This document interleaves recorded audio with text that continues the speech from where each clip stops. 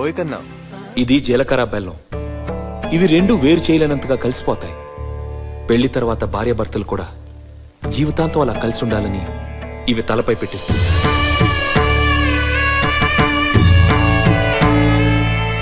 ఇది మంగళసూత్రం. మంగళం అంటే పవిత్రత, సూత్రం అంటే తాడు. ఇది మెడలో పడగానే పెళ్లి అగ్ని కంటే పవిత్రం అవుతుంది. పుట్టింటికెళ్తే అత్తారింటిని, అత్తారింటికెళ్తే పుట్టింటిని మర్చిపోకూడదనే 2 బొట్లున్న తాళిని మెడలో కట్టిస్తారు. తలంబ్రాలంటే తలపై నుండి రాలిపడేవి. ఆ ఇంట్లో సిరి సంపదలు కూడా అలా వచ్చి పడాలనే తలంబ్రాలు పోయిస్తారు.